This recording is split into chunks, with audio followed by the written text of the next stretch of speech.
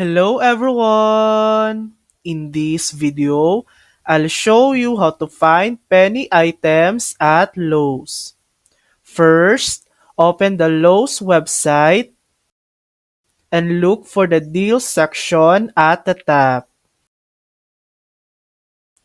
Hover over deals and you'll see different categories. To find penny items, click on clearance. Here, you can also check member deals and weekly ads. But for the best chance at penny items, the clearance section is where you'll want to focus. Some items here may be priced at just a penny. And that's how you do penny shopping at Lowe's. Thanks for watching! If this video helped you, please like and subscribe for more helpful tutorials.